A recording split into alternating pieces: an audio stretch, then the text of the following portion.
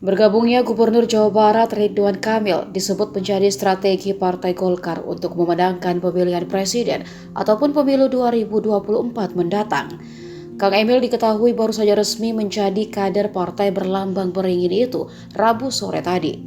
Dan Jawa Barat menjadi provinsi dengan jumlah pemilih terbanyak untuk pemilu 2024. Secara nasional, Tanah Pasundan merupakan lumbung suara dalam pemilu.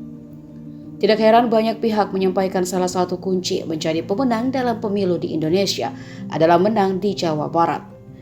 Direktur Eksekutif Indo Strategik Ahmad Khairul Umam menyebut Jawa Barat provinsi dengan jumlah daftar pemilih tetap terbanyak di Indonesia. Dengan kondisi tersebut, peserta pemilu serentak tahun depan membutuhkan suara Jawa Barat. Khususnya bagi partai politik serta pasangan calon presiden dan wakil presiden yang butuh suara besar untuk memenangkan pemilu. Ia mensimulasikan barang siapa yang menguasai Jawa Barat bisa menyapu bersih suara pemilih di Jawa Barat tentu berpotensi menjadi pemenang.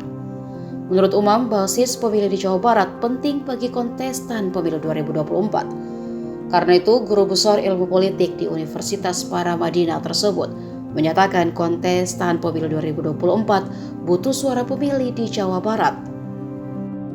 Katanya kalau mau menang di Pilpres 2024 atau pemilu nasional di Indonesia secara umum, tentu penguasaan basis di Jawa Barat itu menjadi mutlak dilakukan.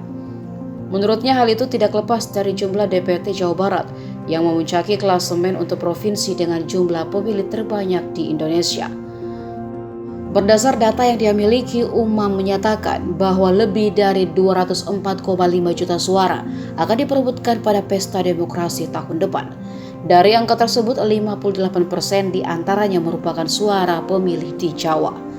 Karena itu, bila kontestan pemilu tahun depan menang di Jawa Barat, dan kemenangan itu dikombinasikan dengan kemenangan di Jawa Tengah, Jawa Timur, Yogyakarta atau Banten, peluang menang semakin besar.